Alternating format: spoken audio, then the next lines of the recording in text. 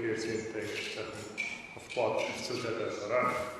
That way you will be able to compare the good things of the Mongolian system and the good things of systems in other parts of the world, as well as the defects of the Mongolian law and the defects of other systems.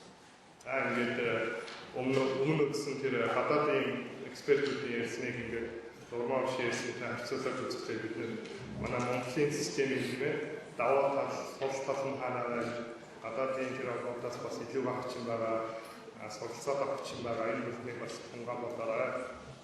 Because the purpose of this training, as Mayor Balbol explained to you yesterday, is a unique training you are receiving because it compares what you have, your system, together with what exists in other parts of the world. Чигээр баталгын кампани хэлбэрсэн чинь манай сургалтууд бас онцлогтой юураастай нэг гадаадын орнуудын тийм ээ тэргүүн төслөг практикийг бид нэгээд тэр усуулсан сонсоо дотоодын бас шинэ мэдээллийг ингээд багшаасаа сонсоод ингээд хооронд нь бид зөвлөд тийм ээ итс hand устгаж суч боломжтой болох байгаа гэж бодож байгаа. This lecture will be the whole day, so we'll have an hour and a half coffee break, an hour and a half lunch, the afternoon 1.5 break, and finish around 5 p.m. За өнөөдрийн сургалтад өдрийн өнөөдөр дурмаавшийн хичээлмен өдрөөр үзсэн.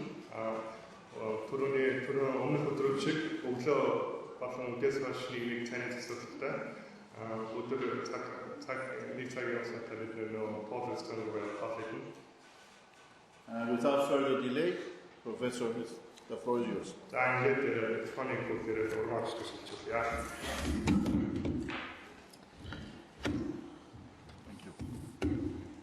Баярлалаа. За бүгдээрээ сайхан зусч байна уу? Тэгээ ажил төрлийн тавлаг үсттэй. Бид нар өмнө бас энэ зааланд хичээл зааж уулзж байсан. Тэгээ өнөөдөр та бүхэндээ бас одоо арбитрийн шийдвэрийг албадан гүйцэтгэх ажиллагаа, натроотын мэдэгдэх буудас, за мөн түнчлэн эвдрэлийн гэрээг албадан гүйцэтгэх ажиллагаатай холбоотой ийм сэдвийн хүрээнд шийдвэр гүйцэтгэгч юу хийх ёстой юм? За энэ шийдвэрүүдийг биелүүлэхэд эрхцэн үндэслэл нь ямар байх ёстой гэдэг асуудлын хүрээнд одоо хичээлийн хүрээнд ярилцах гэж байгаадаа бол одоо бас та бүхэнтэй уулзсандаа бас баяртай байна. Тэгээ та бүхэнд амжилт хүсье. За бидний өнөөдрийн үзэх ёстой хичээлийн нэгдүгээр ерөнхийдөө 3 үндсэн хэсгээс хичээл бүрдэж байгаа гэж ингэж ойлгоно. Хичээл бүрдэж байгаа гэж ойлгоно. За энд болох дээр зэрэг нэгдүгээрт нь арбитрийн болоод гадаад улсын шүүхийн шийдвэр, за мөн түвшлэн гадаадын арбитрийн шийдвэрийг албадан гүйцэтгэх ажиллагаа гэдэг нэг юм бүлэг сэдэв. За хоёрдугаарт нь болох дээр зэрэг эвдрэлийн гэрээ буюу эвдрүүлэн зуучлалын үр дүнд бий болсон эвдрэлийн гэрээг хэрхэн яаж албадан гүйцэтгэхтэй холбогдсон асуудал. За гуравдугаарт нь бол натроотын мэдэгдэх буудас албадан гүйцэтгэх ажиллагаа гэсэн ийм 3 үндсэн бүлэг хэсгүүдээс бидний хичээлийн сэдэв болоод бүрдэж байгаа гэдгийг та нарт тараасан одоо хичээлийн хөтөлбөрөөс бол харагдаж байгаа. За тийм учраас бүгдээрээ үдээс өмнө нэгдүгээр сэдэв болгоод арбитрийн болон гадаад улсын шийдвэрүүд, за мөн түнчлэн гадаадын арбитрийн шийдвэрийг албадан гүйцэтгэх ажиллагаатай холбоотой асуудлыг бол одоо судлаа гэж бодож байна. За энэ сэдвийн хүрээнд бол гарч ирэх хичээлийн сэдвийн агуулгыг тодорхойлж байна энэ слайдн дээр. За нэгдүгээрт нь болох дээр зэрэг арбитраар маргаан шийдвэрлэх ажиллагааны тухай ойлголт, онцлог юу байдсан бэ гэдэг асуудал дээр ярилцсан. За хоёрдугаарт нь болох дээр зэрэг арбитрийн шийдвэр гэж юугаар хэлдэг. Шийдвэрт эрхцэн талаас нь ямар одоо шаардлага тавигдах вэ? За гуравдугаарт нь арбитрийн шийдвэрийг хүлээн зөвшөөрч албадан гүйцэтгэх эрхцэн зохицуулалтын асуудал одоо ямар байдгийг. За дөрөвдүгээрт нь гадаад улсын арбитрийн шийдвэр. За энэ дээр зөвхөн гадаад улсын арбитрийн шийдвэр биш, гадаадын шүүхийн шийдвэрийг албадан гүйцэтгэх ажиллагаатай холбоотой асуудлыг авч үзнэ. Ингээд сэдвийн агуулгын хүрээнд бүгдээрээ слайдн дээр гарч байгаа үндсэн одоо 4 асуултанд хариулт өгч хичээлээ судлах юмаа гэж ойлгох хэрэгтэй. За ингээд энэ одоо 4 бүлэг асуудлыг судлахдаа ямар их сурвалжийн хүрээнд энэ хичээлийг судлах вэ гэдэг асуудал байна. За энэ дулах дээр нэгдүгürt нь мэдээж их сурвалжийн хүрээнд бол арбитрийн шийдвэрийг алгадан гүйцэтгэх ажиллагаа гэж ингэж нэрлэгдэж байгаа учраас арбитрийн тухай хуулиа үзнэ. За арбитрийн тухай хууль бол 2003 онд одоо батлагдсан. Өнөөдрийн хүчин төгөлдөр мөрдөгдөж байгаа юм хууль байж байгаа. За харин хууль зүйн яам дээр бол арбитрийн тухай хуулийг шинжилэн найруулах ажиллагаа бол одоо ажлын хэсэг ажиллаж байгаа ийм онцлогтой их сурвалж байна гэж ойлгох хэрэгтэй. За хоёрдугаарт нь иргэний хэрэг шүүхэд хянан шийдвэрлэх тухай хуулиа авч үзнэ. Иргэний хэрэг шүүхэд хянан шийдвэрлэх тухай хууль бол шийдвэр гүйцэтгэгч та нарын бид бүгдийн одоо ажлын өдөр тутамд хэрэглэгдэж байдаг ширээний юм дээр байж байдаг гол их сурвалжаа гэдгийг бол та нар мэдж байгаа. 2002 оны иргэний хэрэг шүүхэд хянан шийдвэрлэх тухай хууль. За энэ бол хэд хэдэн удаа зарчмын өөрчлөлт орсон өөрчлөлтүүдтэй хамт авч үзэх ёстой. За энд 2007 оны 8 сарын 3-ны өдрийн иргэний хэрэг шүүхэд хянан шийдвэрлэх тухай хууль нэмэлт өөрчлөлт оруулах журмын тухай хууль гэж батлагдсан 2007 оны хуулийн өөрчлөлтийг авч үзэх ёстой. За мөн түнчлэн 2013 онд иргэний хэрэг шүүхэд хянан шийдвэрлэх тухай хуулиудад бас холбогдох нэмэлтүүд орсон. За өнөөдрийн байдлаар бол мөн иргэний хэрэг шүүхэд хянан шийдвэрлэх тухай хуулийг шинжилсэн найруулгын ажлын хэсэг бол одоо бас энэ хуулийг боловсронгуй болгох асуудлын хүрээнд бол ажиллаж байгаа. За дараагийн бидний судлах ёстой хууль бол та нарын өдөр тутам үйл ажиллагаандаа хэрэгэлдэг шүүхийн шийдвэр гүйцэтгэх тухай хууль байна. 2002 оны хууль хамгийн сүүлд өөрчлөлт орсон 2007 онд өөрчлөлт орсон байж байгаа шийдвэр гүйцэтгэхийн тухай хууль. За дараа нь өнгөрсөн оны 12 дугаар сард өөрчлөлт орсон байгаа. Энэ өөрчлөлтүүдийн хамт бол бүгдээрээ шийдвэр гүйцэтгэх тухай хуулиар одоо авч үзэж судлах ёстой гэж. За арбитрийн шийдвэрийн хувьд бол бидний за ер нь их нийтлэг гараад байдгүй дараагийн их сурвалж бол улсын тэмдэгтийн хураамжийн тухай хууль байна. За улсын тэмдэгтийн хураамжийн хуулийг яагаад их сурвалжийн хүрээнд авч үзэж байна вэ гэхээр зэрэг арбитрийн шийдвэрийг шүүхийн оролцоотойгоор албадан гүйцэтгэх ажиллагааг явуулж байгаа тохиолдолд бол шүүх оролцоод ирэх юм бол улсын тэмдэгтийн хураамж одоо төлдөг энэ зохицуулалт бол гарч ирдэг. Ялангуяа арбитрийн шийдвэрийг албадан гүйцэтгэх ажиллагаанд улсын тэмдэгтийн хураамж төлжөөд гүйцэтгэх хуудас бичиж хүлээн зөвшөөрч баталгаажуулсан хэлбэрт орж албадан биелэх ийм эрхцэн үндэслэл бол тодорхой болж байдаг. За тийм учраас бүгдээрээ улсын тэмдэгтийн хураамжийн тухай хуулийг 2010 оны одоо шинжилэн найруулсан хуулийг бол бас их сурвалжийн хүрээнд авч судлах ёстой гэж ингэж үзэж байна.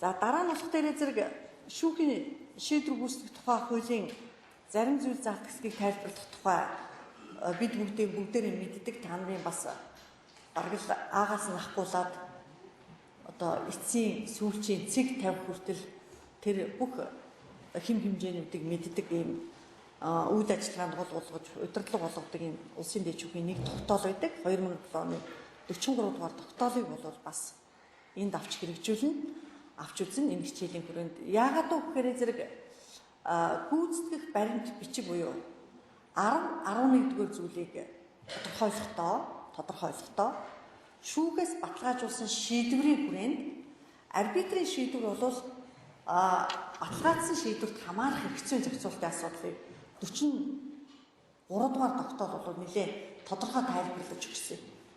За тийм учраас их сурвалжийн хүрээнд бол энэ 43 дугаар тогтоол яах ёстой гэхээр бүгдээрээ нэг үрчлэн авч судлах ёстой гэж ингэж их сурвалжийн хүрээнд бол оруулж ирж өглөө. За олон улсын 2 конвенц хийж байгаа. олон улсын 2 конвенц. За слайдн дээр нэгдүгürt нь гарч байгаа нь бол иргэний хэрэг шүүхэд кино шийдвэрлэх тухай конвенц байна. 1954 оны конвенц Монгол улс нэгдээд орчихсон юм конвенц байж байгаа. За дараагийнх нь усх дээр зэрэг гадаадын арбитрийн шийдвэрийг хүлээн зөвшөөрч биелүүлэх тухай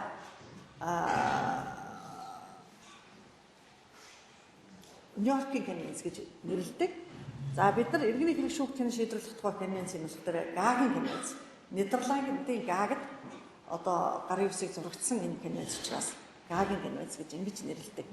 Ийм хоёр төрлийн олон улсын их сурвалж буюу одоо нэгдэж орсон Монгол улс нэгдээд орсон соёлхон баталсан хоёр одоо их сурвалжийг конвенцийг бол их сурвалжийн хүрээнд авч үзэж судлах ёстой маа гэж.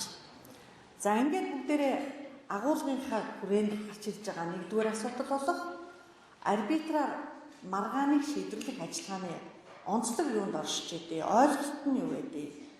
Өөрөөр хэлбэл та нарын биелүүлэх гээд байгаа арбитрийн шийдвэрийн чинь ажиллагааны өөрийнх нь онцлог зохицуулалт ямар байдаг систем бэ гэдэг асуултыг тодорхой болгох энэ асуудал руугаа бол орж байна гэж ингэж үзэж байна. За ер нь бол аливаа материалын эрх зүйн харилцааны явцад талууд хоорондоо тодорхой асуудлын хүрээнд санал одоо зөрөх, саналын зөрөлтөөнтэй асуудал нөгөө харилцаанд оролцох субъектүүдийн хооронд бол бий болж идэг. Тэгээ бид юуныг бол эрх зүйн талаас нь юуг тайлбарладаг вэ гэхээр зэрэг материалын эрх зүйн харилцаанд оролцогчдын хооронд бий болсон маргааныг аль байгууллага харьяалан шийдвэрлэх вэ гэдэг асуудлын хүрээнд бол бид нар арбитр ямар тохиолдолд маргааныг кино шийдвэрлэх вэ гэдэг асуудал бол гарч ирж байна. За аливаа одоо материалын эрх зүйн харилцаанаас үүдэлтэй маргаан байна. За энийг бүгдээрээ жишээ болгоод аваад үзэх юм бол иргэний эрх зүйн харилцааны хүрээнд гэрээнээс үүдэлтэй маргаан, талууд жишээлбэл гэрээний үүргийг чанаргүй биелүүлсээс болоод маргаа үүсчихсэн, гэрээнийхээ үүргийг хугацаанд нь биелүүлээгүйгээс болоод маргаа үүссэн, гэрээнээс татгалзах үндэслэл бий болцсон учраас маргаа үүссэн, гэрээ цуцлах асуудлыг аль нэг нь одоо гэрээний субъектүүд тарьж байгаа учраас маргаа үүссэн. Энэ тохиолдлуудад бол одоо гэрээнээс үүдэлтэй маргааныг ямар байгууллага харьяалан шийдвэрлэх вэ гэдэг асуудал бол нэгдүгээр нь 3 гарч ирж байна. За энэ тохиолдолд бол сая авсан жишээнүүд дээр үзэх юм бол гэрээнээс үүдэлтэй маргаануудыг харьяалан шийдвэрлэж яадаг байгууллагын хувьд бол өнөө арбитр гарч ирэх үү гэдэг асуудлыг хөндөгддөг. Арбитр гарч ирэх үү гэж. За энэ гэрээнээс үүдэлтэй маргааны хувьд бол иргэний хуулийнхаа 9-р зүйлийн зохицуулалт руу яваад очих юм бол шүүх, арбитр иргэний эрх зүйн хамгаалалтыг хэрэгжүүлнэ гэсэн ийм одоо эрх зүйн үндэс саад. Тэгэхээр зэрэг аливаа гэрээнээс үүдэлтэй маргааны бол талууд хоорондоо тохиролцох юм бол шүүхээр шийдвэрлүүлж болдог нэг зохицуулалттай. Эсвэл яах вэ гэхээр зэрэг талууд маргаан гарахаас өмнө гэрээ байгуулах та тийм ээ.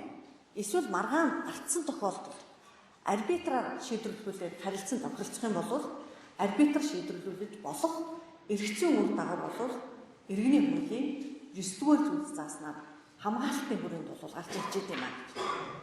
За ингээд шүүх нэг талаа шийдэх юм байна. Арбитр нөгөө талаас нь бол шийдэх юм байна гэдэг ийм хоёр төрлийн харьяалал гараад ирж байгаа тохиолдолд бид нар энэ олон улсын жишгт нийцүүлээд альтернатив аргаар маргаан шийдвэрлэх аргуудыг хэрэглэх ийм асуудлууд бол гарч ирж байна. За гадаадын улс орнуудад бол хөгжингүй улс орнуудад эрх зүйн нь бол хөгжсөн ийм улс орнуудын тогтолцоог аваад үзэх юм бол аливаа гэрээнээс үүдэлтэй маргааныг шүүх шийдвэрлэж харьяалан шийдвэрлэж яадаг нэг ийм үндэслэлтэй нөгөөтэйгөр бол альтернатив аргаар маргаан шийдвэрлэх боломж нь бол одоо нээлттэй байж идэг ийм одоо онцлогтой юм байна. За өөрөөр хэлэх юм бол энийг би яагаад ингэж одоо хэлхийг хүсэж байна гэхээр зэрэг шүүхийн журмаар маргаан шийдвэрлэдэг арга нь бол хуулийн дагуу байгуулагдсан, Монгол Улсын үндсэн хуулийн дагуу байгуулагдсан шүүхээр шийдвэрлэх ажиллагаа бол тэнд явагдаж идэм байна гэж. Харин арбитраар шийдвэрлэх ажиллагаа бол альтернатив арга буюу шүүхийн бус журмаар маргаан шийдвэрлэх арга дотроо бол багтчихэд юм байна. За тэгээ маргаан шийдвэрлэх шүүхийн бус аргууд нь ямар байдаг вэ гэдэг асуудлыг бол бид нар тодорхойлсны үндсэндээ энэ альтернатив аргаар маргаан шийдвэрлэх арга дотор шүүхийн бус арга дотор арбитр өөрөө маргаан шийдвэрлэх ажиллагааг хэрэгжүүлдэг гэдэг онцлог зохицуулалт нь үүнээс улбаалж гарч ирдэг. Ийм онцлогтой юм гэдгийг л тайлбарлан хэлхийг хүсэж байна. За тэгэхээр зэрэг маргаан шийдвэрлэдэг альтернатив арга дотор бол бидний яриад байдаг хилэлцээрийн арга, зуучлалын арга, за мөн эвдрэлийн арга, арбитраар маргаан шийдвэрлэдэг аргуудыг бол багтааж авч үздэг. За энд бол шүүхээс өөр байгууллага. Арбитр эсвэл яг үгээр зэрэг нөгөө маргалдагч талууд хоорондоо энэ олон аргуудаас сонгож аваад маргаанаа шийдвэрлэдэг ийм дөрвөн төрлийн арга байдгийг энэ бол гадаадын бус орнуудын жишг юм байна. За энэ арга дотроосоо бол бид нар арбитраар маргааныг шийдвэрлэх гэдгийг одоо нүүдэр авч үзэх гэдэг. Дараа нь бол эвдрүүлэн зуучлах үйл ажиллагааны асуудлыг бол дараагийн сэдвийн хүрээнд авч үзнэ. Харин хилэлцээ хийдэг арга бол талуудын хооронд нээлттэй өргөддөг арга. Манайд бол одоо өнөөхөндөө онлын хүрээнд нэг хичээл заах хүрээнд байж байгаа ийм хилэлцээрийн арга бие даасан арга бол одоо бас одоо их зүйн тодорхой зохицуулалтгүй үлдчихэд байна. За тэгэхээр зэрэг эвдрүүлэн зуучлалыг бүгдээрээ дараагийн сэдвээр орох юм байна. За гадаад улсад байж байгаа тэр зуучлах, эвлэрдэг энэ аргуудыг болов бид нар нэгтгэхэд эвдрүүлэн зуучлалын тухай хууль батлагдсанаар тодорхой болгоцсон юм а гэдэг асуудал бол зуучлал одоо энэ слайдын зуучлах, эвлэрэг гэдгийг нийлүүлсэн эвдрүүлэн зуучлал зохицуулалтын хүрээнд бол гарч ирж байна. Гадаадын улс орнуудад тухайлбал Америк, Англи, Саксоны эрх зүйн системтэй улс орнуудад бол зуучлалын арга нь тусдаа, эвлэрлийн арга нь бол тусдаа гэж ингэж үздэг. Бид нар Японыг үндэслээд Япон өөрөө одоо эрх зүйн тогтолцооныхоо хувьд холимог системтэй улс оронд хамаарч байдаг. Тэнд аль системийн ашигтайгаар авж байгаа эвлэрүүлэн зуучилдаг нэг юм тогтолцоог бий болгоцсон улс орн бол Япон юм байна. Тэгээд бид нар Японы тэр арай боловсруулгүй болсон илүү одоо үр дүнтэй гэсэн энэ аргыг бол эвдрүүлэн зуучлалын тухай хуулиараа баталгаажуулж авч одоо үзэж байгаамаа гэж. За арбитраар маргааныг шийдвэрлэх гэдэг бол шүүхийн бус аргаар буюу маргааныг шийдвэрлэх үндсэн нэг одоо гол арга юм а гэж ингэж үзэж байгаа. За энэ слайдн дээр арбитраар маргаанаа шийдвэрлэх гэдгийг хэрхэн яаж тодорхойлж ойлгох вэ гэдэг асуудал бол гарч ирж байна. Өөрөөр хэлбэл маргагч талуудын хооронд бий болсон саналын зөрөлдөөнтэй асуудлыг тэдний харилцан тохиролцсноор байнгын болон төр арбитр маргааныг эцэслэн шийдвэрлэж байгаа үйл ажиллагааг бол бид нар юу гэж ойлгодог вэ гэхээр зэрэг арбитраар маргааныг шийдвэрлэхэ гэж ингэж бол одоо ойлгож.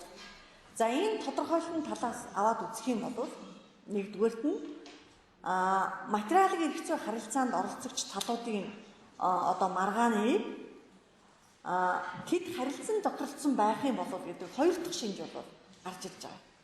Харилцан тохиролцсон гэдэг дээр бүгдээрээ арбитрийн хилэлцээр байгуулсан бол гэж одоо нийтлэг байдлаар нь ойлгох хэрэгтэй. Арбитрийн хилэлцээр байгуулсан байна. За энэ тохиолдолд арбитрийн хилэлцээр бүхий маргааны 3 дугаарт нь байж байгаа ойлголтод байж байгаа 3 дугаар шинж бол байнгын болоод төр арбитр маргааныг эцлэн шийдвэрлэхтэй холбогдсон ажиллагааг арбитраар маргаан шийдвэрлэх гэж ингэж ойлгож байна. За энэ гурван үндсэн онцлог шинжийг л бид нар энэ ойлголтын хүрээнд бол гаргаж ирж байна гэж ингэж та нар ойлгох ёстой. Нэгдүгээрт нь бол талууд арбитраар маргаанаа шийдвэрлэхээр тохиролцсон байт юм байна. Хоёрдугаарт нь бол хуулийн дагуу байгуулагдсан төр болоод байнгын арбитр болоод маргааныг шийдвэрлэх үндэстэй байд юм байна. За 3 дугаарт нь бол арбитр зөвхөн маргааныг авч үзээд орхих биш, эцэслэн шийдвэрлэхтэй холбогдсон энэ бүхий л ажиллагааг бол бид нар арбитраар маргаан шийдвэрлэх ажиллагаа гэж ингэж бол ойлгоод юм байна гэсэн ийм ойлголтын асуудлыг онцлог шинжүүдийг бол гаргаж ирж байна. За арбитраар маргаан шийдвэрлэх ажиллагааны оршиж байдаг вэ? Онцлог нь юунд оршиж байдаг вэ? За энэ нэгэнтээ бол бид нар арбитр бол хуулийн дагуу байгуулагддаг. Хуулийн дагуу байгуулагддаг. Өнөөдөр арбитрийн тухай хуульд зааснаар байнгын болоод төр арбитр бол одоо үйл ажиллагаагаа явуул. Байнгын арбитр бол Монголын худалдаа үйлдвэрлэлийн үндэсний төвийн дэргэд төрийн бус байгууллагын хэлбэрээр зохион байгуулагдсан арбитр бол одоо арбитрийн маргааныг олон улсын хэмжээнд бол хүлээн зөвшөөрөгдөх хэмжээнд шийдвэрлэдэг арбитрийн байгууллага бол энэ нэгдүгээр нь үйл ажиллагаа гэж байна. За энэ дотор бидний хамгийн гол ялгаж үзэх ёстой асуудал бол юунд оршиж байгаа вэ гэхээр арбитр өөрөө шүүх мөн үү гэдэг асуудлыг бол одоо ялгаж ойлгох ёстой. Энэ дээр бол шүүх мөн гэж үздэг онлын судлаач бол байдаг. Шүүх мөн гэж үздэг онлын судлаач бол ямар үндслийг гаргаж ирдэг вэ гэхээр зэрэг нэгдүгээрт нь арбитр бол талуудын хооронд үүсдэг маргааныг шийдвэрлээд хэргийг тодорхой үйл явцын үндслэндээ журамлагдсан хэм хэмжээгээр тийм ээ үндэслэл бүхий шийдвэр гаргаж идэг. Энэ хичээл хоёр багт нь гаргасан шийдвэр нь бол шүүхийн шийдвэрийг нэгэн ядаг албан биелэлтэй шийдвэр болж идэг учраас шийдвэр гаргадаг. За гарсан шийдвэр нь албан биелэлтэй гэдэг энэ үндслээрээ бол арбитрийг шүүх мөн гэж үздэг ийм судлаач бол байдаг. За та нар одоо хэд хэдэн арбитрийн үйл ажиллагааг арбитраар хэрэг маргаан хэмээн шийдвэрлэхтэй холбогдсон бие даасан монограф гаргасан манай мөнгө чаргал агшийн ном байдаг. За энэ сурвалжийг энэ дээрээс үзэх юм бол Монголын судлаачдын үзэл баримтлалыг бол нэлээд тодорхой дэлгэрэнгүй бичсэн юм монограф бол бас байгаа шүү. Тодорхойлж үзэх юм бол. За хоёрдугаар нь бол дээр зэрэг арбитр өөрөө шүүх биш гэж үздэг юм Монголын судлаач бол байдаг. За тэд үзэхдээ нэгдүгээрт нь арбитр хуулийн дагуу одоо бий болдог статустай маргаан шийдвэрлэдэг байгууллага мөн боловч нөгөө талаасаа бол үндсэн хуульд зааснаар их хурлаас тийм үү байгуулагддаг шүүн таслах үйл ажиллагаа явуулдаг шүүхтэй арилгадаг зохион байгуулалт бүхий нэгж биш гэж үздэг. Нэгж биш гэж үздэг. Өөрөөр хэлбэл Монгол улсын нутаг дэвсгэр дээр эрх зүйн маргааныг шийдвэрлэхээр зохион байгуулагдсан улсын их хурлаас одоо үндсэн хуулийн дагуу зохион байгуулагдсан шүүх бол одоо биш нь яагаад гэвэл шүүхийн статус шүүх эрхэмтлийн байгууллага шүүн таслах үйл ажиллагааг хэрэгжүүлдэг гэдэг онцлог статусын үндсэндээ шүүх хэрэг шийдвэрлэх ажиллагааг явуулж байдаг. Тэгвэл арбитр яадаг вэ гэхээр зэрэг арбитр бол талууд сонгосон тохиолдолд төрийн бус байгууллагын хэлбэрээр зохион байгуулагдаж тэнд сонгогдсон арбитрч нараас маргагч талууд өөрсдөө арбитрчаа сонгож аваад хэрэг маргаанаа шийдвэрлэдэг зарчимтай зарчмын үед зохион байгуулалтынхаа хөл үйл ажиллагааныхаа одоо явуулдаг зарчим хоёроор ялгагддаг учраас энэ бол шүүх биш гэж ингэж үздэг. Үндэслэл нь болох тэр хоёр зүйлээр тодорхойлогддог байна шүү дээ. Нэг нь төрийн бус байгууллага, нэг нь хуулийн дагуу байгуулагдсан шүүх эрхэмтлийн байгууллага гэж. За энэс улбаалаад бол шүүх биш юм аа гэж. Хоёрдугаарт нь хэрэг хинэн шийдвэрлэх ажиллагааг явуулж идэг зарчим болов шал өөр юм шүү гэж. Бид нар шүүх хэрэг маргааныг шийдвэрлэнэ гэвэл үндсэн болоод үндсэн хуулиар баталгаажсан 7 төрлийн зарчмын асуудлыг тэнд ярьж байдаг. Шүүх хэрэг мэдлийг гагцгүй сүүх хэрэгжүүлэх, шүүгч хараа тусаж гагцгүй хууль захирагдаж хэрэг маргааныг шийдвэрлэх, хуулийн өмнө эрхтгч байх, хэрэг хэмнэн шийдвэрлэх ажиллагааг монгол хэл дээр хэрэгжүүлэх. За тэгээд шүүх хуралдааныг тасралтгүй явуулах тийм үү. За шүүх хуралдаанаас гарсан шийдвэрт дал залдаг онцлог гаргах, шүүхэд мэдүүлэхийн зарчим гэдэг үндсэн хуулиар дотор ойлгогдож зарчим хэрэгждэг үйл ажиллагааг шүүх хэргийг шийдвэрлэх ажиллагаанд бол удирдлага болгож байна. Иннээс улбалаад иргэний хэрэг шүүхэд хэмнэн шийдвэрлэх тухай хуулиар зохицуулагдж 5 том үндсэн зарчмын асуудал шүүхийн үйл ажиллагаанд гарч ирж байна. За тийм учраас яадаг вэ гэхээр шүүхийн үйл ажиллагааны хэрэг хэмнэн шийдвэрлэх ажиллагаатай холбоотой зарчим бол үндсэн хуулиар баталгаажсан энэ зарчмын үндсэн дээр шүүх үйл ажиллагаа явуулж байна. Тэгвэл арбитр бол магадгүй яадаг вэ гэхээр нөгөө маргагч талуудын хүсэл зорилгын үндсэн дээр ажиллагааг яаж явуулах вэ гэдэг үндсэн зарчмаа барай авчдаг. Тэнд мэтгэлцэхтэй тэгш хэрэгтэй байна. Тийм ч учраас талуудын бүх боломж нь бол яадаг вэ гэхээр ердийн шүүхээс ялгагдаж тэгш хэрэгтэйгээр аль болохоор өөрийнхөө бололцоо тэр боломжинд тулгуурсан байдлаар хэрэг маргаанаар шийдвэрлэж байна. За тийм учраас бол энэ хэрэг хэмнэн шийдвэрлэх ажиллагаанд хэрэгжиж зарчим нь өөр учраас бол ерөнхийдөө хэрэг хэмнэн шийдвэрлэх ажиллагааны мөн чанарынхаа хувьд бид нар аль адилхан төвшөнд авч очоод шүүх гэж үзэх үндслэгэ гэсэн ийм онлын судлаачдын үзэл баримтлуудыг бол байдаг. За ер нь бол өнөөдөр Монгол улсад хүчин төгөлдөр мөрдөгч байгаа хуулийн хүрээнд аваад үзэх юм бол шүүх арбитр бол шүүх мөн үү гэвэл биш. Энэ бол ойлгомжтой биш. Харин шүүгээс гардаг шийдвэртэй арбитраас маргааны гаргасан шийдвэр бол адил хэмжээнд хэрэгжиж гэдэг агуулгаараа бол хэрэг хэмнэн шийдвэрлэх ажиллагааг явуулж байдаг. Тэнд тогтсон талуудыг хүлээн зөвшөөрсөн дэг журмын дагуу хэрэг хэмнэн шийдвэрлэх ажиллагаа явуулж байдаг гэдгээрээ бол арбитрийн ажиллагаа өөрөө онцлогтой байдаг. За тийм учраас арбитрийг бол бүгдээрээ шүүхээсээ ялгаад маргаан шийдвэрлэх төрийн бус байгууллага байна гэдэг байдлаар нь бол статусыг авч үзэх дараах онцлог авч үзэх хэрэгтэй. За нэгдүгээрт нь бол арбитрийн хилэлцээр бүхий маргааныг бол шийдвэрлэдэг ийм онцлогтой. За энэ асуудлыг би түр орхиод дараагийн слайдн дээр бүгдээрээ арбитрт харьяалагддаг хэрэг маргааныг яаж тодорхойлох вэ гэдэг асуудлын хүрээнд арбитрийн хилэлцээр гэж юугаар хэлж байгаа бэ гэдэг асуудал бол тодорхой болоод гараад. За та нар бол онцлогийн хүрээнд хамгийн эхлээд тогтоож авах ёстой зүйл бол юу гэхээр зөвхөн арбитрийн хилэлцээрийг байгуулсан тохиолдолд хэрэг маргааныг арбитр шийдвэрлэнэ.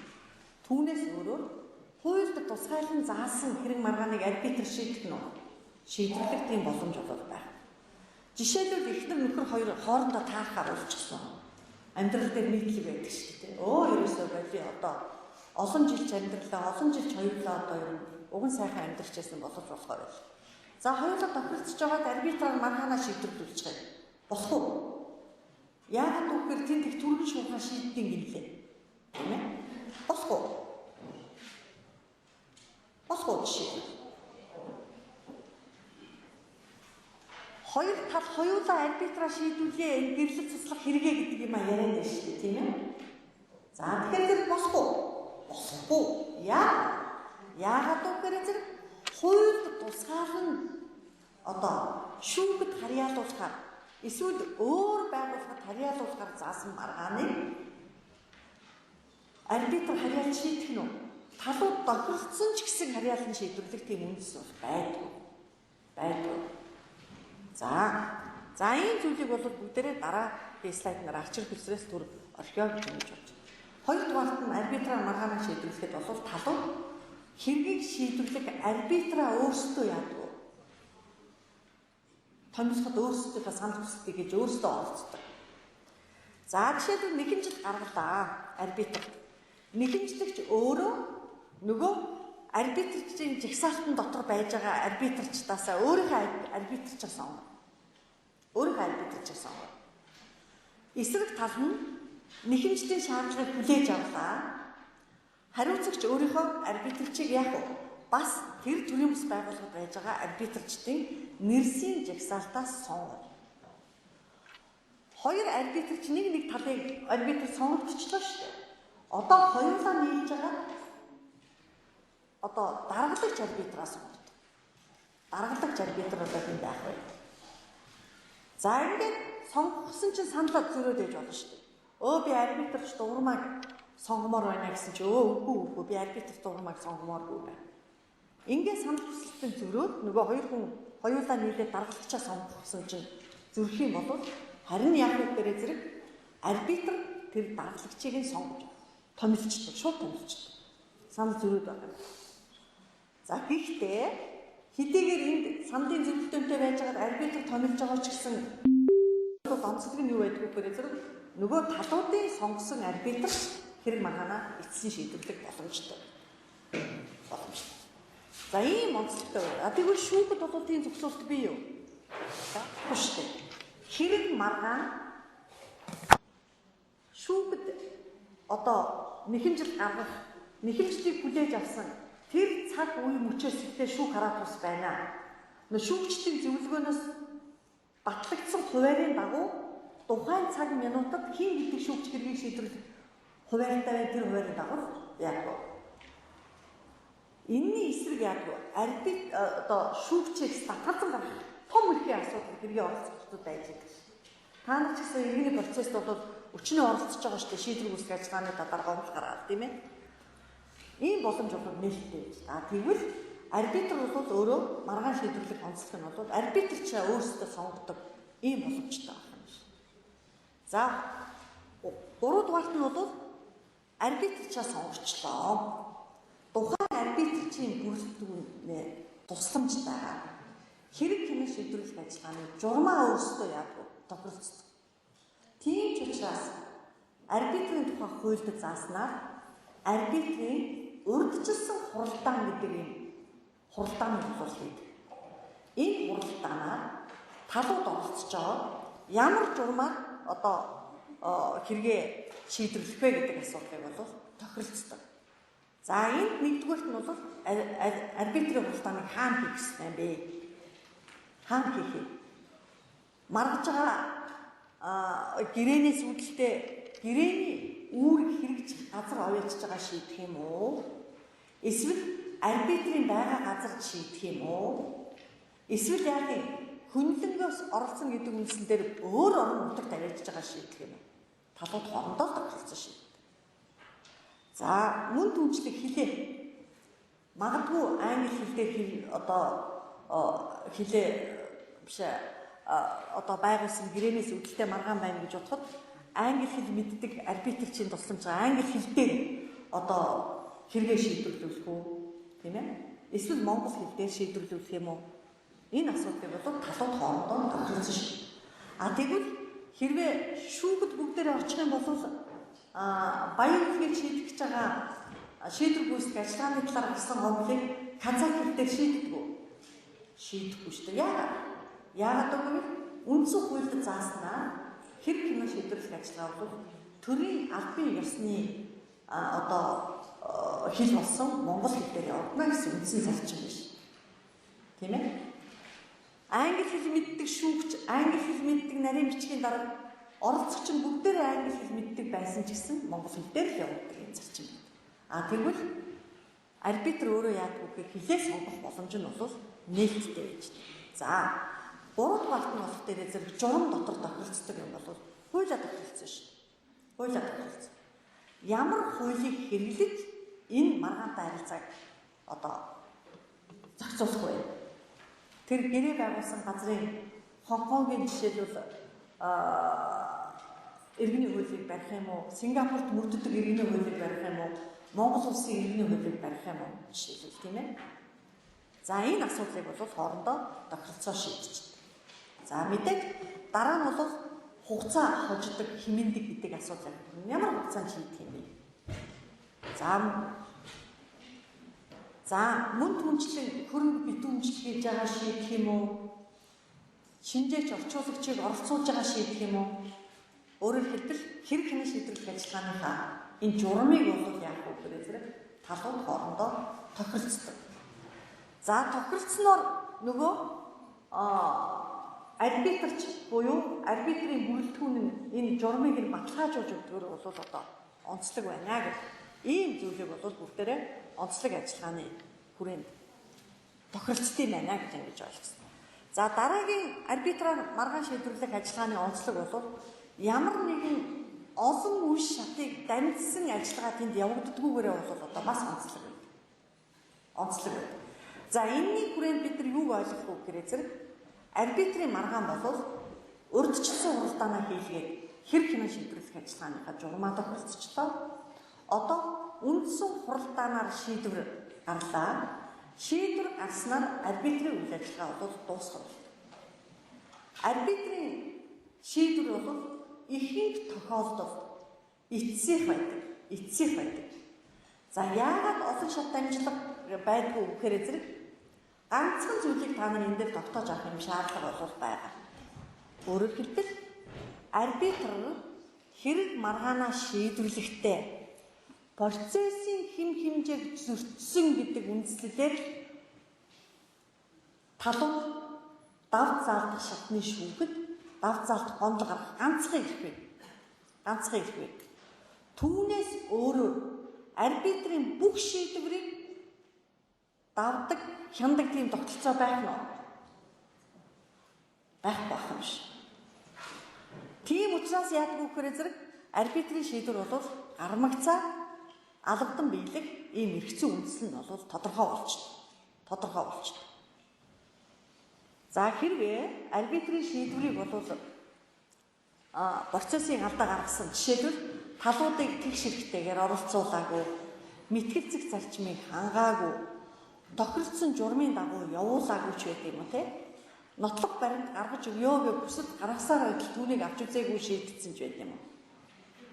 За бүрэлдэхүүний хувьд хууль зөрчсөн бүрэлдэхүүн байсан. Өөрөөр хэлбэл тодорхой үйл явцыг зохицуулсан хэм хэмжээгээ хэрэглэхдээ буруу хэрэгэлцэж байгаа юм бол дав заалт шатны шүүхэд очиж давах юм онол гаргах юм боломжоор байна. За энэс бусад бүх тохиолдолд ямар нэгэн байдлаар давдаг, хяндаг тогтолцоо бол байхгүй шүү. За бид нар ердийн шүүхтээр үзэх юм бол яаж байгаа вэ? Нэг хэрэг нэг жилээс 2 жилийн хугацаанд явдаг тогтолцоотой шүү дээ. Яагаад вэ? Давлаа, хяналт дотроо юу? 2 үе шат байж байгаа тийм. Улсын дээгчүүгт гомдлоор нэг хяндаг, дараа нь ерөнхий шүүгчийн нэр дээр 30 хоногийн дотор нэг хяндаг гэх. Ингэж явсаар байгаад яадаг вэ гэхээр зэрэг хэрэг маргаа уддаг, хугацаа алддаг, олон шат дамждаг гэдэг чинь энэ нөгөө шүүхийн үйл ажиллагаанд байдаг. Арбитрт бол ийм асуудал бол байх нэ гэж ингэж ойлгох хэрэгтэй.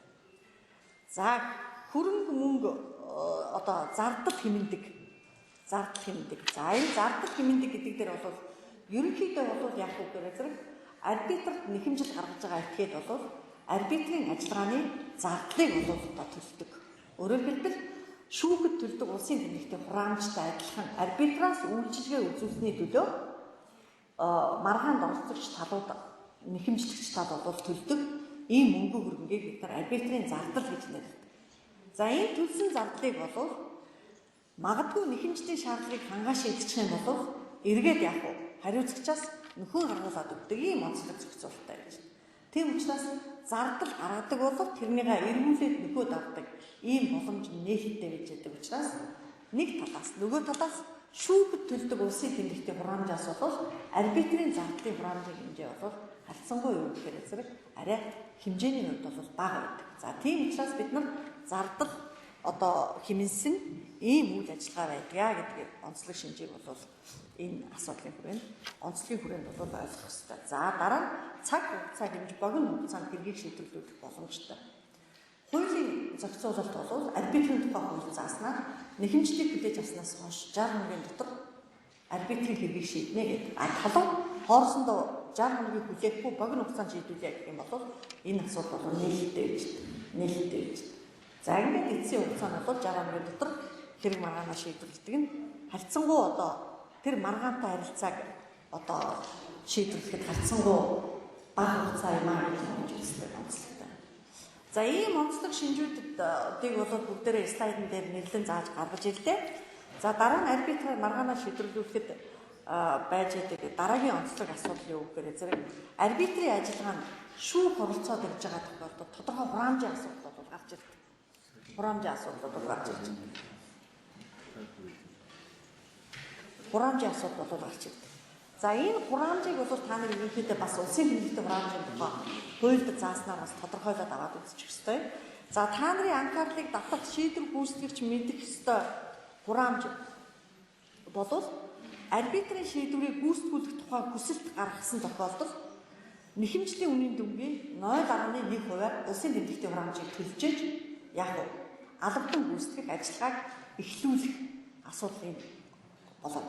За тэгэхээр шүүгд нөгөө албадан гүйцэтгүүлэх тухай хүсэлт гаргахдаа яг гаргасан нэхэмжлийн үнийн дүнгээс 0.1 шийдвэрт заасан үнийн дүнгээс биш, эс зөвшөөрч байгаа үнийн дүн биш.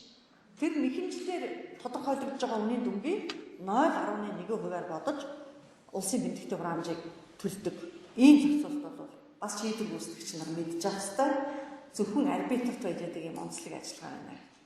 А түүнээс биш шүүхийн шийдвэр, шүүхээс баталгаажуулсан шийдвэр, шүүхийн шийдвэрүүдийг албадан гүйцэтгэхэд бол ийм зохицуулалт бий юм. Тэмдэгтийн хураамж төлдөг ийм зохицуулалт бол байхгүй шүү дээ. За энэ бол зөвхөн арбитрт байж байгаа ажиллагааны онцлог байна гэдгийг хүрээнд бол та нар энэ зүйлийг бас ойлгож аваарай гэж шүүхийн шийдвэрийг хүчингү баталгаажуулах гүйцэтгүүлэх тухай хүсэлт гаргахад бол хэмжлийн үнийн дүнгийн 0.1%-аар бодож улсын тэмдэгтийн хураамж төлнө. За дараагийн маргаан шийдвэрлэх онцлогын ажиллагаанд нэг хоёр зүйл үлдлээ гэж ингэж бодож байна. За энэ дээр бол бид нарт практикт ихэнх тохиолдолд тулгарч байдаг хэргийн харьяаллын асуудал бол энд гарч ирдэг. Энийг бол та нар ялгаж салгаж зааглаж чаддаг болох ёстой. За ердийн байдлаар бол бид нар юу гэж ойлгодгоо гэхээр маргаанд гадаадын элемент оролцож байгаа. Иргэн гадаадын иргэн оролцож байгаа. Гадаадын хуулийн этгээд оролцож байгаа. Эсвэл гадаадын засгийн газартай засгийн газар гэрээ байгуулсан. Олон улсын гэрээнээс үүдэлтэй маргаанд арбитр хэргийг шийдвэрлэдэг гэдэг нэг ерөнхий юм ухтгүй яваад байдаг. Ерөнхий. Ийм зохицуулалт бол одоо байгаа юу гэдэг асуудлыг л ялгаж зааглах гэдэг. Бид нар 2002 оноос өмнө бол наривчлан зохицуулсан зохицуулалтын хүрээнд олон улсын маргааныг л арбитр шийдвэрлэдэг нэг тийм нийтлэг зохицуулалт бол байсан юм. Нэрлэн заасан зохицуулалт. Одоо тийм зохицуулалт бол байхгүй. За энэ тийм учраас материалын эрх зүйн харилцаанаас үүдэлтэй маргаан нь өөрөө ямар онцлогийг шинжийг агуулж идэв бэ гэдэг дотор дөрвөн онцлог шинж үзүүлэг бол заавал гаргаж ирдэг бид нар. Нэгдүгээр нь маргаантай байж байгаа тэр материалын харилцааны онцлог нь юу юм бэ? Тийм ээ? За одоо та нар дээр ирээд нөгөө төлбөр авагч чинь нэг баахан юм ярьдаг шүү дээ. Гомдоч байгаа юм шиг нэг тийшээ гомд гаргах гэж байгаа юм шиг тийм нөгөө төлбөрөө төлөхгүй тул ингээд учир зүггүй олон юм ярьчдаг. Тэгэхээр зэрэг та нар бол зарим нэг хэсгийг сонсоод наах чи нэр үнэхээр ингэж хүчээр олохгүй юм байна. Та нар өгөөлөгч тандаа. Тийм ээ? Ийм асуудалтай бол тулгарчдаг. Тэр чинь юу гэж нүгэд байна вэ гэхээр зэрэг нөгөө харилцаанд оролцож байгаа субъект чинь маргаантай харилцаа бол тохиолдсон байна. Тэр маргаантай харилцааг зохицуулах байгууллага нь юу юм бэ? Ханд гэж тэр хүнд хэлэх юм бэ гэдэг асуудлыг бид нар тодорхой болгох гэдэг. Ингээд бол хэргийн харьяалал гэдэг асуудал бол заавал гарч ирж байдаг. Иргэний хэрэгтэж тэр арбитрийг хэрэгтэж тэр ялгаагүй хэргийн харьяалал. Энийг сайн ялгаж салгаар зурчих юм бол ер нь хуульч болсны яадгүй гэхээр 10% бүтээчлээ гэж ингэж үздэг. За энэ дээр дөрвөн онцлог шинжийг бол та нар ялгаж салгаж сураарай гэдгийг би хэлхийг хүсэж байгаа юм. Та нарын нөгөө бодлого боддог ингээд сургалтын дээр нэг бодлого бодоод байгаа үстэй. Тэн дээр чинь дандаа гарч ирж идэг юм байхгүй? Өөрөөр хэлбэл хэрэг маргааныг тухайн байгууллага шийдвэрлэх боломжтой байсан юм уу гэдгийг та нар ямар ч шүүхийн шийдвэр, ямар ч арбитрийн шийдвэр, ямар ч гадаадын арбитрийн шийдвэрийн хувьд та нар бол хяндаг байх ёстой. Тэхийн тулд хэргийн харьяаллын асуудлыг нэгдүгээр онцлог шинж бол мэдэх ёстой. Энэ нь болохоор маргаантай байж байгаа материалын эрх зүйн харилцааны онцлог нь юу юм бэ? Бид нар бол сургалтанд юу заадгүй гэхээр зэрэг хин хинээс юу ямар үндслээр шаардаж байна вэ гэдэг. Тийм үү? Ийм асуулт тавьчихад энэ харилцааны онцлогийг гаргаж ирдэг. За жишээлбэл ажил гүйцэтгэх гэрээ байгуулчихжээ талууд орондоо.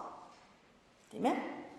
Зойрын ажил гүйцэтгэх гэдэг гадаадын нэг компани Монгол улсын А гэдэг компани захиалгаар Б гэдэг Солонгос улсын компани хоёр хоорондоо тохиролцож байгаад $1 сая өртөгтэй хүнс жимсний хүнсний бүтээгдэхүүн жимс хадгалах зойрын агуулга барих ажлыг гүйцэтгэхээр харилцан тохиролцоод ингээд яасан гэрээ байгуулчихжээ. За ингээд гэрээний үр хэрэгжээд $800,000 ажил үүргээ гүйцэтгээд байж атал захиалагч тал бол Монгол улсын иргэний хуулиар энэ гэрээний зохицуулалтыг хийнэ гэдэг үндслийнхаа хүрээд захиалагч хэдий ч гэрээнээс татгалзаж болно гэдэг тэр хуулийн заалтыг барьж байгаа. Одоо бид нар $800,000 өртөг тохирох ажлаа хүлээгээд авчлаа. Үлдсэн $200,000 одоо хамаарах ажил гүйцэтгэх гэрээний тийм үү тэр хөргөлтийн систем барих ажлыг өөр компаниар гүйцэтгүүлэхээр болсон тул нэг талын санаачлагаар гэрээг цуцлаа. Одоо энэ дээр бол иргэний хуулийн 243 дугаар зүйлээ барьж байгаа. 343 дугаар зүйлээ барьж байгаа. Тэгээд яах вэ гэхээр зэрэг захиалагч хэдий цуцал болно гэсний дагуу бид нар цуцалж байна гэдэг ингээд. За ингээд солонгос компани болох дээр зэрэг арбитрт ханддаг. За тэгэхээр зэрэг энэ бид нар ямар материалын эрх зүйн харилцаанаас үүдэлтэй маргаан бэ гэдгээ зөв тодорхойлж байна шүү дээ, тийм ээ. За энэ тохиолдолд бол хин солонгос компани хинээс Монгол улсын компаниас юуг ажил гүйцэтгэх гэрээнээс үүдэлтэй үндслэгүүгээр гэрээг цуцлах шаардлагаас үүдсэн хохирол шаардсаас байна. Хохирол. Тэнд нийлүүлсэн бараа бүтээгдэхүүний үн ачаа тээвэрлэлтийн хөлс гэдэг одоо жишээлбэл шаардж байна гэж бод. Гэрээнээс үүдэлтэй маргаан юуг шаардах гэдэг? Ямар үндслээр шаардах гэдэг? Өөрөөр хэлбэл ажил гүйцэтгэх гэрэний үр дүн хүлээлгэж өгнө гэсэн гэрээг захиалагч биелүүлээгүй учраас ажлыг үр дүн хүлээж авна гэж хаад үр дүнг нь болоогүй байхад яасан гэрээнээс татгалзаж байгаа нь үндэслэгүй. Гэрээг цуцлах гэж байгаа нь үндэслэгүй. За тэгвэл ямар үндэслээр иргэний хуульд заасан үндэслэр юм уу? Солонгос улсын иргэний хуулийг барьж хийх маргаан юм уу? За ингээд ямар материалын эрх зүйн харилцаанаас үүдэлтэй маргаан бэ гэхээр зэрэг талуудын хооронд байгуулагдсан ажил гүйцэтгэх буюу зойрын ажил гүйцэтгэх гэрээнээс үүдэлтэй маргаан байна. Өөрөөр хэлбэл гэрээний маргаан байна. За энэ бол энэ харилцааны маргаан. Дараа нь хэргийн харьяалыг тодорхойлоход талуудын эрх зүйн байдал өнөө гэрээнд оролцсон субъектүүдийн эрх зүйн байдал нь ямар юм бэ? Ямар юм бэ? Нэхэмжлэгч талын эрх зүйн байдал, хариуцагч талын эрх зүйн байдлын асуудал. Нэхэмжил гарах эрхтэй тэгээд юм уу? Эрхээ хэрэгжүүлэх боломжтой байна уу? Өнөө хөнгөлцөх хугацаа нь өнгөрсөн юм уу? Тийм ээ? Гэрээгээ байгуулагдсан гэж үзэх юм бол хөнгөлцөх хугацаа өнгөрөөгүй байхад нэхэмжлээ гаргах ёстой. Тийм ээ? За одоо өөр шалгах ямар нөхцлүүд байдیں۔ За энэ